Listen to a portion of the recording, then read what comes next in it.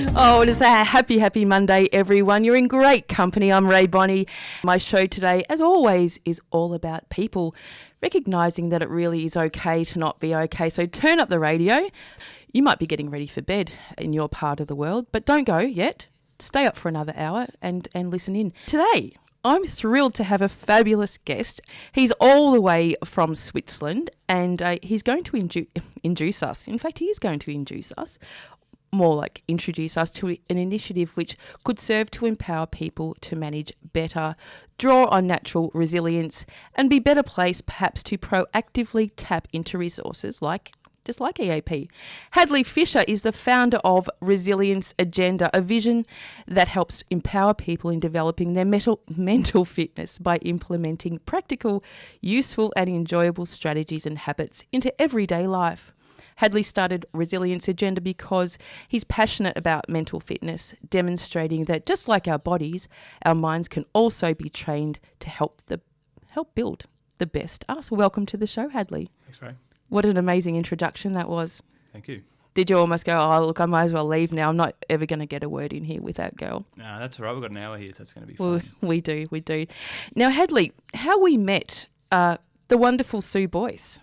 Yep. So Sarah's daughter Lauren is a friend of mine. Yes. And she introduced me to Sue, who's working for Beyond Blue, the amazing mental health charity. Not anymore. Not anymore? No, not now, no. No, she's gone off to bluer pastures, perhaps. Bluer pastures, where is she now? Do you know, I haven't even spoken with Sue, but hopefully she's listening in, and I'll give her a call later and find out where she is. But she has done amazing work with Beyond Blue, not only raising an incredible amount of money that goes into the research that makes resources to get into the hands of people to help manage their mental health, but she also did so much around raising awareness, which I know she continues to do in her everyday life. But yes, she did tell me that you and Lauren met in London. Is that right? We used to work together, and Yes. then we met up in London recently, and then I had a coffee with Sue about 4 Yes. weeks ago.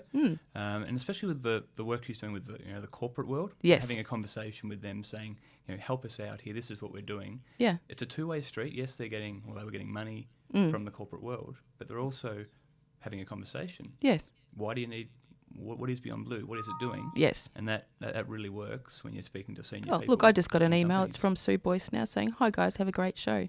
I just made that up. We can do anything we like on radio, Hadleigh. Now, your cross-continental living arrangement, you've just flown in from Switzerland, especially for the show, perhaps not. But what is that like in terms of your own mental resilience? Well, my lovely girlfriend Sarah is Swiss. We met Yes. 4 years ago, and I ended up taking a job about a week after I met her. Yes. And It must have been love at first sight to do that. Well, more or less, we knew each other for about 2 weeks, and it was either going to be a summer romance or Yes. we stayed together. She ticked every box. She's an amazing girl, and we ended up doing 16 months of long distance, which is tough. Yes. It's hard when it's 2 hours away, but 24 hours away Yes. is hard work. We managed to see each other a few times in that time. She's studying to be a doctor, so she was able to come over here. My employer was very generous, giving me some time off to go over there. Yes. And then she moved here for a year, and then as she's finishing off her studies, I thought I need to get over there. And I got over there, and I decided I'm still working for a company part time here, Which in is Australia. amazing, yeah. And I thought I want to work on a project that's something I'm passionate about, and as we're going to go through now, there were reasons why I wanted to work with mental health. Yes. And We're going to talk about that what in the inspired show. me. Yeah. Yes. Are we allowed to talk about your current employer? Yeah, I guess we can. yeah. Because before off air we were discussing what an amazing opportunity, and it doesn't happen often that you work in recruitment. Yep. But I also have a background in recruitment, so we were sort of comparing notes a little bit, but it's not in the usual recruitment model that allows consultants or recruiters to have such flexibility in the way that they work, and that you can actually recruit here in Melbourne, but you're based in Switzerland most of the time. That's true. My employer, they're called Sharp & Carter. Some of them might be listening now, but they run the business on 3 principles: Yes. care, generosity, and trust. Recruitment does have a bad name at times for the way they look after people. we're not perfect, but we try and do what we can Yes. to give advice and think about the long term with people. Mm. So far, it's working, and Yes. the managers run the business with their own employees in a generous, caring, and trusting way, and hopefully that reflects well with our customers. It's not rocket science, is it, Hadleigh? In that, a lot of organisations that I speak to think, trust is the biggest driver of engagement. Engagement is the biggest driver of productivity, and guess what? Productivity equals money. Yep. So, in that recruitment model, what you've just described that Sharp and Carter promote is that trust and that inclusion, and that we value you for your expertise. Yep. And whilst you're delivering great service and building authentic relationships, we value you. But the important thing to remember, at least in this company Yes. and others, is you don't leave your issues or your problems or your personality at the front door at 9 o'clock. And what the business has done really well is they take the whole person. Yes. And part of the reason why I started Resilience Agenda yes. was that friends and colleagues who are well educated, earning good salaries, were struggling with mental health issues, and that inspired me to find out why, and read and explore and discover, and do what I could to try and help people build a resilience to what goes on in life. Yes, I think that's a really, really good position to have. And I chuckle often, Hadleigh, at these throwaways of leave your crap at home. Like, what do you mean? It's part of who I am. And it isn't necessarily crap or problems. It's just part of what you're experiencing. And if workplaces in particular could create environments that support how their people are feeling, we've got a much better chance of people being those things like productive and also very useful and valued, because it has an impact as well. But I also like the other one, be yourself. Who else are you going to be? Everyone else is taken. I like that. Do you use that often, do you? It's not mine. It's not. Oh, that's really cool. I like that. Everyone else is taken. Now, you have personal experience as well around mental health, and before we go to the break, do you want to tell us a little bit about that? Because next I want to talk more in depth about your program, and it sounds very exciting. And I've also got a few of my little stories to tell as well. So what is your personal experience? I grew up in a family affected by mental illness. For me, it was close. It was normal. It was my lived experience. Yep. But I was embarrassed about it for many years. And only in the last few years, with the work of Beyond Blue and these awareness organisations that are doing a great job, have I started to talk about it. Yeah. And starting to reduce the stigma around it. I think we've still got a way to go, but I think it's changed. And I think one of the reasons why I wanted to start Resilience Agenda was that there's a new phase that I think we can go down, and that's what I want to be a part of. Fantastic. Well, that's a great entree into our next song, because it can be a bit of a tightrope, Hadleigh. You're listening to 94.1 FM. It's 3WBC. And you're here with Rae Bonney, where it really is okay to not be okay. And I'm joined by Hadleigh Fischer, and we'll be right back. Oh, that was Eagle and the Worm with Tightrope. Did you feel like you were walking on one then, Hadleigh? Nah, this is all good. Have you heard that song before? I haven't actually. Did it make you want to get up and dance? It's good. It's good. It's in fact, song. Unless we, apart from the fact that we were engrossed in deep conversation, I would have probably got up and danced to that one. But given the show, we have many things to talk about. But welcome back, everyone. The time is just 18 minutes past 12, and you're listening to 94.1 FM. It's 3WBC with Rae Bonney. And for those of you who've just tuned in, I'm joined in the studio today by Hadleigh Fischer. He's the founder of Resilience Agenda, which is all about talking about mental health, just like we do physical health. And before we left off, Hadleigh, we were talking about recruitment, because we both have background in that. And, you were saying about the Sharp and Carter model, and you mentioned that putting the relationships first is actually a business development process. Yep. Which I said, that's not rocket science, is it? Make a good, authentic relationship. Most likely, those people are going to come back to you and utilise other parts of your business as well. And I do have a bit of a process in mind, a process of loathing around recruitment process, because this is how it goes. an ad goes up, wherever it goes up, Seek in the paper. You should, you need to, you have to, we need you to. If you don't have any of this, don't phone us. We don't want to know anything about you. So straight away that person's experience goes, deflation. If you do happen to get the interview, jump through hoops, prove yourself, because we're trying to find out what's wrong with you. We're trying to dig up any bit of dirt, so you need to perform for us. So if you get through that process alive and kicking, you're pretty lucky, because most often you'll just be discarded.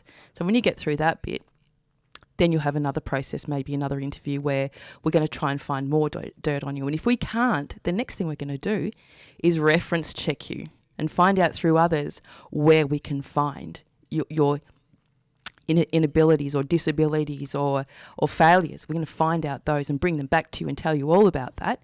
So at this stage, can you imagine what the human condition is feeling like? So just say your referees check out. Now we're going to psychometrically test you. We're going to medically test you. We're going to test you about everything under the sun, just to find out if there's some other chink in your armour that we haven't uncovered yet. Finally, you get the job and you're so exhausted, but then you get the contract. Now we're going to put you on 6 months probation because we still don't trust you. How do you think that makes somebody feel entering into an organisation? It's changing. I mean, that's a pretty bleak picture of recruitment and the job process. And unfortunately, not everyone has a great experience when they're looking for a job or when they're dealing with recruiters. But as a recruitment firm, we try and manage expectations. It's something that is part of looking after people. Yes, and I think that's key when you say managing expectations, because that means you can say things like, I'm sorry, you don't fit the criteria for this role. Good luck. And that takes 5 seconds, really. Even more than saying good luck, you can say, we may not be able to help you, but do this, this and this, or try this, this and this. And people walk away, thinking, okay, I didn't get the job, but I've got something I can work on, or something I can do. Yes. And they're more likely to recommend you to their friends or colleagues, and that's how you build a business over the long term. And more likely have a bit more energy to go to the next opportunity with their sails filled and, with some hope, rather than you say, well, I'll be back to you next week, and then nothing happens. And, the human condition does not respond well to rejection. You don't want to overpromise either. No, not at all. So mental health. As a mental health advocate, especially in the men's issues space, I know that it's something that's not broadly talked about. And although nobody even likes talking about diarrhea, do they? Because that's a physical thing. It is. It is a physical thing. But diarrhea, not very funny when it comes out or runny. See, I can talk about it. I can even sing about it. The thing about mental health is it's often talked about, and this is often. The public health organisations have done a good job here, but it's often talked about in the context of suicide, events in the news. That's one of my little bugbears. The way that people, mental health and then, crazed spree is mentioned in the same breath. But that's another topic. But I think for a lot of people, mental health isn't relevant for them. They know about mental health, they know it's a thing, but they don't think it applies to them because, they might have a good job, they might have, a pretty good relationship, they might earn good money. And mental health is something that happens to someone else. It happens to, my uncle who's, got this issue, or, my younger brother who's got this issue, or whatever it might be. But I don't think it applies to them. But if when you say it like that, and that's the narrative that you're talking about, is that we're saying somebody has mental health. Yes, we do. We have physical health, mental health, and join those together and you've got an integrated wellbeing proposition. Yep. That's what you're talking about. But the narrative that's out in our societies that mental health is a bad thing. It means mental illness. If I ask 10 people on the street, what does mental health mean to you? Yes. I think 9 out of 10 people would say something like depression, anxiety, these negative and events that that are troubling. Yes. If I asked 10 people on the street, what do you think of physical health? They'd think of the gym. People on Instagram going to the gym and running marathons and all that positive stuff. Yes. And this is where I think mental health can go. Now, there's still certainly a place for the medical side, which is dealt with through the pharmaceutical side, the cognitive therapy side, psychologists, psychiatrists. Serious mental health issues do require and even not so a serious medical response. It's about the options that people That's true. have. But I was talking to someone recently, and they said to me, and they were having a bad run. I don't need fixing. I just need somewhere to start. I just need a leg up. And this is where this idea of mental fitness came from, because when people talk about positive psychology and mental health issues and mental illness, the body has a reaction. You go, oh. But mental fitness. If I said to you mental fitness, or what I want mental fitness to mean is something like what you do for your body, you do for your mind. There are workouts you can do. There are habits and goals that you can set yourself. And if you think about your mental fitness and actually do things for it, things like develop optimism, develop resilience, mindfulness, presence, focus, attention, gratitude, the ability to reframe problems positively, that's a tongue twister, and also to have a long-term perspective about things. If you can develop those skills, and they are skills, and some people are born with elements of them and some people don't have them at all, but they're things you can build, and if you think about them in a positive way, you can be more fulfilled, more content, happier, get more meaning out of life, but you also have a good chance of reducing your anxiety levels. You may well be more prepared for a traumatic event that might otherwise spiral you into depression. And even in your day-to-day life, it can make relationships easier because you've got a better emotional intelligence. Now, emotional intelligence is one of these things that corporates talk about. You just roll your eyes. Yeah, no. Everyone rolls their eyes. Oh. But mental fitness is something that I think people can understand, even if they've got no idea about mental health or where to start or what to do. They can see, okay, there's people who are languishing and struggling. There are people, there's a lot of people in the middle who are, they're doing okay, but they struggle at times. And then there are your people who are, fully engaged and thriving in life. Yes. I would love to see more people in the middle thrive more, because I think there's these things you can do to develop your and whilst fitness. they're allowed to stay in the middle as well. You're allowed to stay in the middle, and to think of mental fitness just like physical fitness. We talk about mental illness as though it's terminal, as though it's something that you're stuck with. It can be terminal, but it's something you need to manage. It sounds odd, but imagine if you use the term, I've got a mental health injury. Yes. It sounds... But it's real. It sounds odd. But if you've got physical health issues, you might have a torn hamstring, you might have a kidney issue, whatever it might be. No one's going to reject you for a job or write you off for that reason. No.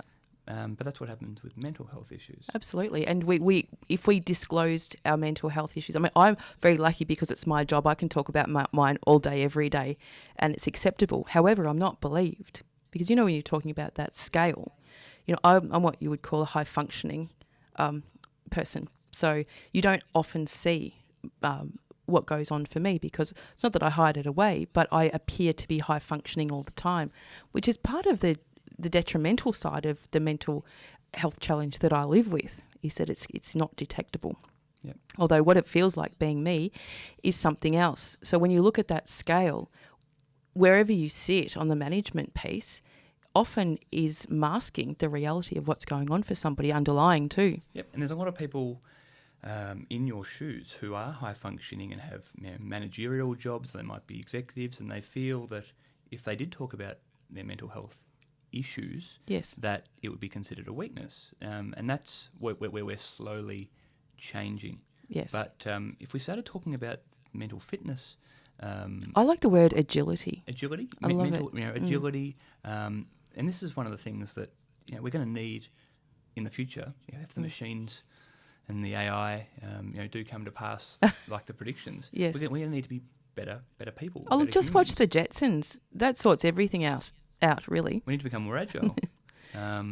So mental fitness is all about getting your lifestyle habits right if you can. Sometimes you can't though, Hadleigh. And I think what we're talking about today are options. Where can people go? And I encourage people that I work with to have a whole range of options that might suit you at any given time. And without that infrastructure, and you described it beautifully before, is that when crap happens, that if you don't have that infrastructure of support in place and those range of options to go to, that's when people land in dire straits. Yep. Because as the world has always been in a constant state of change. Yep. Whether that's world wars, whether that's terrorism, whether that's, the economy changing, all those kinds of things that impact the human condition. Unless we have our own personal infrastructure of support in place, then that's where we become vulnerable. Change is fine. But what you're describing here and what you're bringing to the table is one of those amazing options to help people manage better when shit goes down. That's right. There are some people I said shit on the radio twice. There are some people who have good weeks and bad weeks, and obviously when you're having a tough run or a tough week, it's very hard to do the things that you may want to do, whether it's getting out of bed or fully functioning at work or whatever it might be.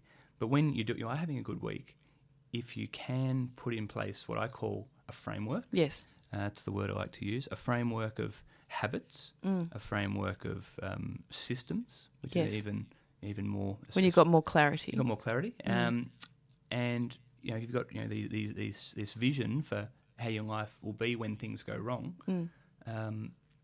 It makes it a little bit easier to deal with. Yes. And what I want to do is, get this term mental fitness to people who otherwise wouldn't think about setting up a framework. Or having no idea where to find the options that suit them. Because at the moment, we're still looking at yoga, the sun, going for a walk.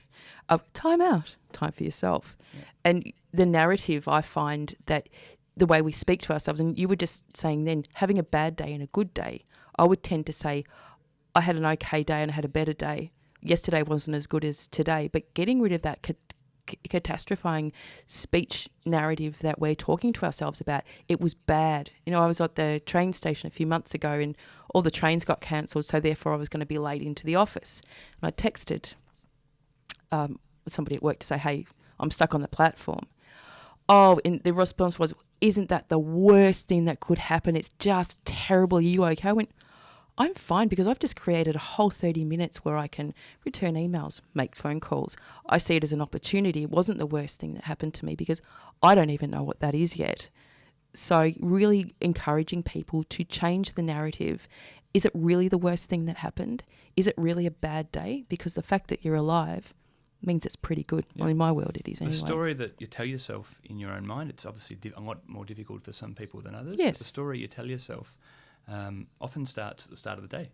Yes. And if something goes wrong, that ruins the whole day. Whereas if you can break that habit... You don't know it was a wrong thing. It was just something you didn't expect. It's something you didn't expect. Yes. And it sounds a bit esoteric, but it's attachment to the, one course of action. Yes. And if you can step back and observe that from what they call your observing self, you are invulnerable as an observing self. You can observe what happens to you and then let it happen non-judgmentally. With yourself. With yourself. And, educate the people around you as well to get support and the kind of support that you need personally. Because one question that I like to ask people, Hadleigh, is what does it feel like being you today? Rather than, how you going? Yeah, good. What does it feel like being me? I've got a sore back. But today. Yeah. So what does it feel like being you today before we go to the next break? I've got a sore back because I've been sitting on an aeroplane for 24 hours. What did you fly? Good airline? Wasn't a bad airline. Yes. But I've been sitting down too much. I am still suffering the effects of jet lag. So I haven't slept a lot. So I might fall asleep this afternoon. Yeah, not on air though, preferably. But very excited to be on the show. And, I'm grateful for, each day of life. And that's something that I keep reminding myself every day. Gratitude is a very powerful thing when we're talking about how we're feeling. Just recognising the things that we're grateful for. And that's not about being, overly, sugary about the world, but just to say, wow, I'm grateful that, I've got a car to drive, or because it could be different. And I often think, I look around my house and thank God it hasn't fallen down around my ears and sent me a really big bill. But everybody's different, Hadleigh. One of the great things about gratitude is some days are better than others, as I said before. And if you can get into the habit of being grateful when things are going okay, it wires your brain to look for things to be grateful for. It just builds on itself. Yes. So when you are having one of those days that sucks, Mm. you're, still, if you've developed the habit you can still find things to be grateful for, even though the day sucks. And that way you can stop a day totally getting away from you. Yes. And nip it in the bud, and And it is very easy to make and break habits. I think the cycle is about 2 weeks. Is that right? Oh, some people say it's 2 weeks. Some people say 21 days, 28 days. Whatever that might be. Yeah. Well, we're going to go to a break. Oh, that was Hawksley Workman. A moth is not a butterfly. Some people would say dirt to that, but I wasn't so sure. What are you, Hadleigh, a moth fan or a butterfly fan? Butterfly fan. Butterflies. Don't mind a moth, though. Yeah, butterfly. Okay. If you've just tuned in, Hadleigh Fischer and I are having a bit of a debate about moths and butterflies, but no, seriously, you're listening to 94.1 FM. It's 3WBC.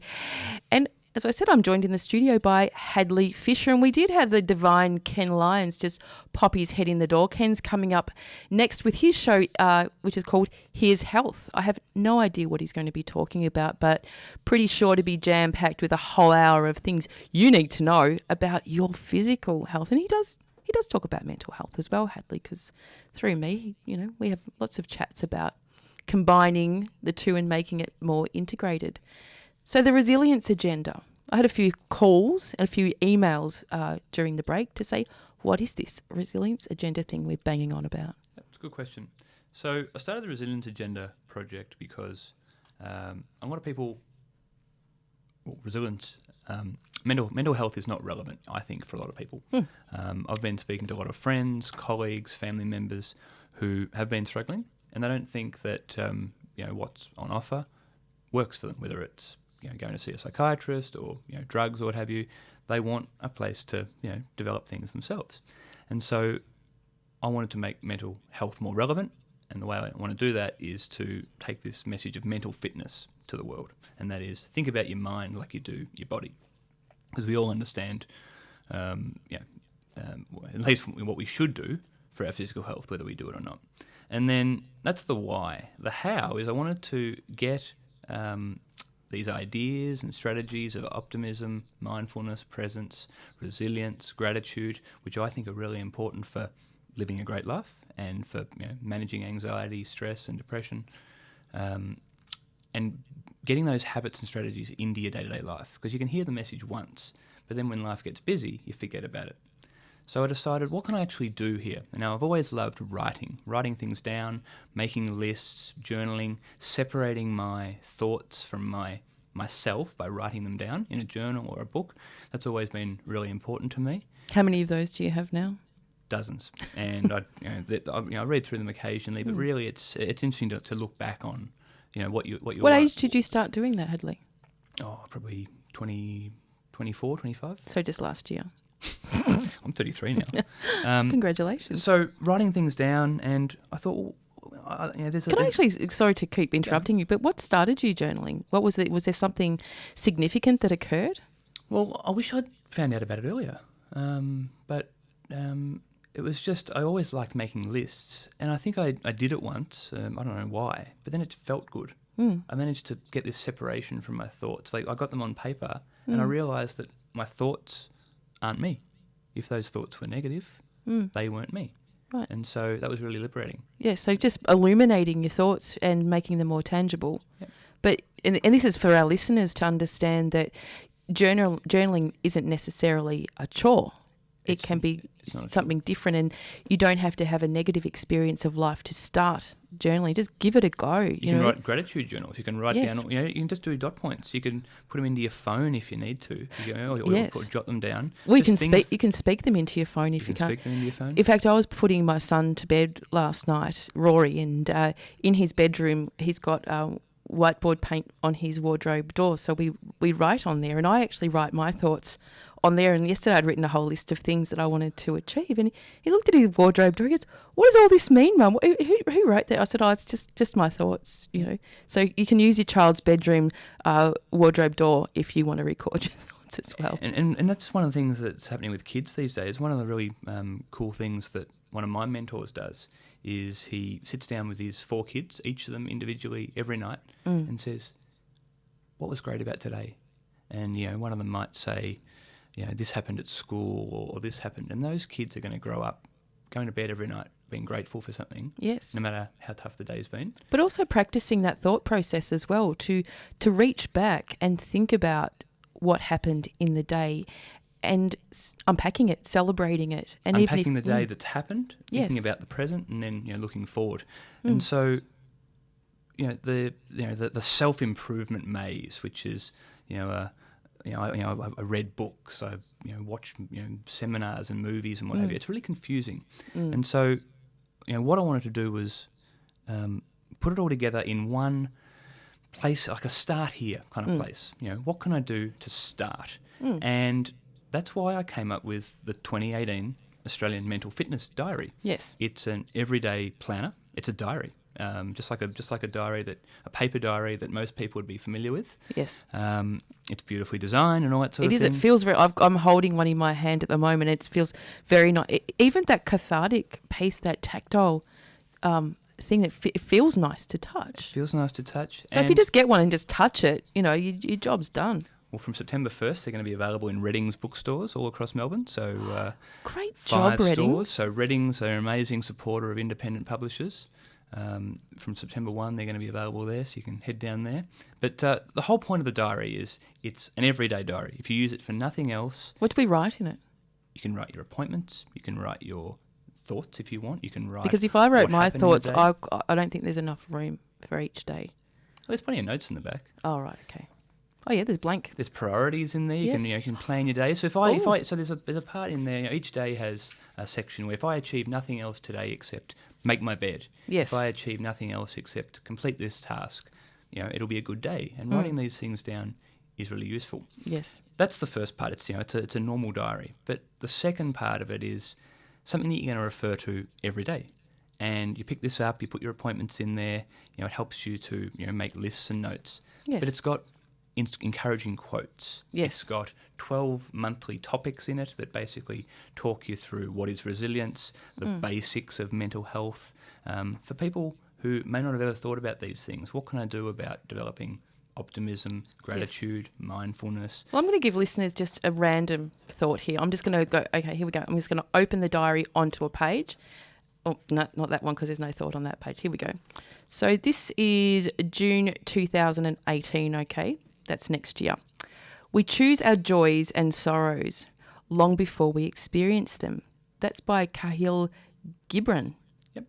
And she's an ancient poet. He's an ancient poet. He's an ancient Islamic poet. Now, did you choose these, hand-pick them, Hadleigh? Yeah, chose all of them. Yep. So every week. So you just didn't go to Google Thoughts and grab a couple? No, they're all designed Yes. around the theme of the month, whether it's fulfillment, contentment, or happiness. And there is a link, I think, between mental health, mental wellness, mental Yes. fitness, which is, I guess, on a continuum of positivity. Yes. I think mental health, as I said at the start of the show, can be a negative term. I want to turn mental fitness into something that people are proactive about, proud of. They'll think. This is a bit of a crazy vision, but imagining that people will Instagram, pictures of themselves engaging in workouts and practices that help build their mental fitness. But also inspire others as well. Inspire others. And that's a big part of it. This diary itself is also a manual. So if I was to ask someone, if someone comes to you and says, look, I'm struggling, I've got this issue, how many of us know what to say? Because this topic's been... I do because it's my job. It's been a job. But do a lot of managers wouldn't know. A lot of managers wouldn't know what to say when an employee That's where comes to them. most of my work sits. I caught up with a footy coach on the weekend, and he was saying that he doesn't feel qualified for this task. But a lot of people come and say, look, my form's been down because I've been struggling, and they become mentors. And so, if you see yourself as a leader or an influence of others, which really we all are, yes. Do you know what to say to a friend who might be struggling? And Well, I'd love to interject there a little bit because I'm a very passionate non-labeler, so I try not to even use the word mental health. Mm-hmm. I just stick with what does it feel like being you. Yep. We don't have to have the words. It's the feeling you give of being cared for. The feeling of being cared for far outweighs being told you're cared for. So don't worry if you don't have the words.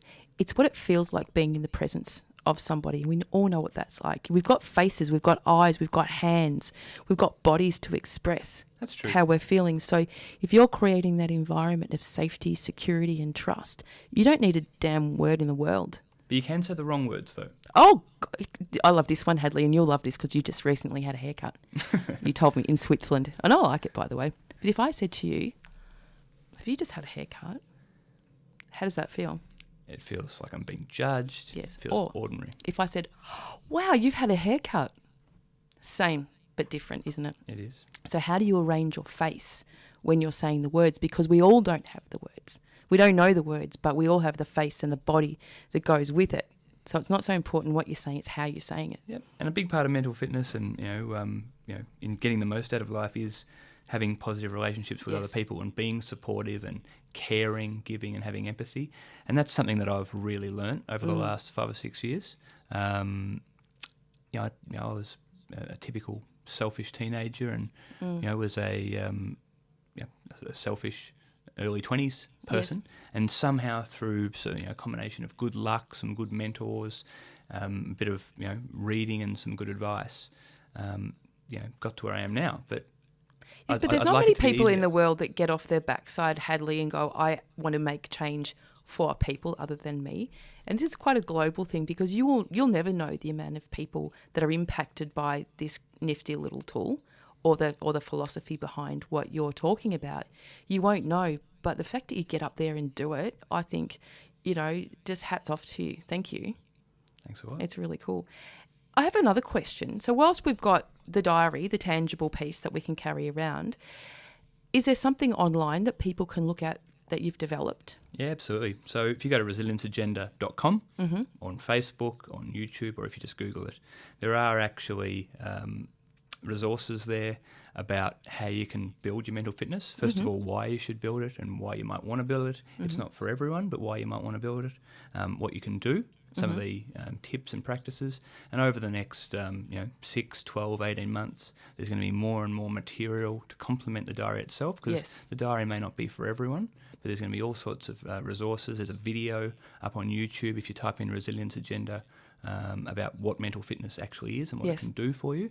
And basically what we want to do, or what I want to do, is change the meaning of mental health into something that people are a bit squirmish about, to something that people are proud of talking about, they're proactive about, and that we don't really have this separation with physical health in the future. The diary is just a small part of it. It's my initial way of getting everything that I've learned and that's worked for me. These lifestyle habits, this self-awareness, and these daily practices. Bringing them all together into a very basic, where do I start? And I think and it becomes a self-fulfilling thing as well, doesn't it? Because it's not about reading somebody else's journey that doesn't apply to you. You're actually creating your own, and a really cool reflective piece. And I do it quite often. I mean, I don't journal, but I write enough stuff and I record enough stuff during radio that I'll listen back and go, oh, was that what I was thinking last year? And not beat myself up, but go, wow, how far have I come? And really reflect and say, yes, I have acquired a lot of information during that time. And we often will reflect back and call things failure. I didn't get that job, failed in that relationship, failed business. But we don't talk about the resilience piece in that you got through it and you got to the next piece and the next piece. And, time has elapsed and now you're doing something else. And that's a celebration of resilience, I think. That's true. And in the diary, there are, little prompts, throughout the year, from January all the way through to December, just at different times to think about different stories in your life. What are the stories that you tell yourself when things go wrong? It invites you to look back and to think about things that at the time were really awful but have brought you to where you are and that you're really grateful for. And then at other times it prompts you to look into the future and have a vision for your life so that all the little things that you're doing are going in the right direction. And that can help you avoid issues with over busyness, distraction, stress, and that kind of thing. Yes. Look, I know for me and for many, purpose is one of the biggest, enablers of safety for me. Without purpose, human beings will tend to fall over. And what you're describing here, that vision piece, it's not about getting a crystal ball and looking into the future. It's actually creating some kind of purpose for yourself to continue. And that purpose may change, but with blue sky and nothing, that's where human beings can become very, very distracted and also not flourishing. I agree. And I'm also a big believer in purposes. Yes. So a lot of people have one purpose in their life, and it might be their career, it might be their family. And if you've got, obviously those things are important, but if you just have one purpose and that is taken away from you, like I feel for this, this guy over in Barcelona who's gone over to see his son. I don't know anything about resilience compared to what this guy must be going through. That's an awful situation. But to have multiple purposes, things that you can go on with. Now that he's lost his son, he has to find a way to go on. Yes. What else can he do? Can he, contribute to his community in some way? Now, it's obviously going to be very hard for him. But I think, and nothing can prepare you for what's happened to him. But for the smaller issues, the day-to-day distractions that really are the majority of our worries, I think there are things you can do to prepare for them, to manage them, and it makes all the difference. Oh, I agree with you wholeheartedly, and my heart does go out for people that lose children. In fact, I was sitting with Rae and Damien. They're the parents who created Brodie's Law, and an amazing foundation that does incredible work. And Rae and Damien, they go out there every day speaking to organisations and settings around bullying, because for those of you that don't know about Brodie's Law, Rae and Damien lost their beautiful daughter Brodie to suicide back in 2013, I think it was, and they've gone out into the world, and this is what you can do to change legislation around this particular topic. And I said to them, the fact that you're sitting in my room talking to me, hats off to you again, because that's resilience, to be able to continue going back out into the world when you've been knocked so far down. But I wanted to give them a bit of a shout out because they're beautiful people doing incredible work very selflessly, like you are. We're all crying. We're not really. Can you believe we're coming to the end of the show? And I would love to invite you back, even if you'd like to come back next week and continue the conversation, because Ken Lyons has just told me that he can't be bothered coming in next week. He's swanning out for some more cosmetic surgery, evidently, a bit of a nip and a tuck. And so 2 hours next week on It's Okay to Not Be Okay. And whilst you're here all the way from Switzerland, would love to have you back, even just for an hour. Sounds great. Now, we love a bit of feedback on this show, so you can contact me. Join up to my Facebook page. Just type in Presenting Rae Bonney on Facebook and you'll get me, and I'll give you the green light where you can join in. Well, as I said, it was an absolute thrill to have you on the show, and hopefully we'll see you back here next week. Do you have maybe we can just read one other random thought out of the Resilience Agenda Diary. This is May 2018. Maturity is when you stop complaining and making excuses and start making changes. Roy Bennett. Who's Roy Bennett? He's an American author and writer. There you go, Roy Bennett. That one's for you. Stay safe, everybody. Have a beautiful day.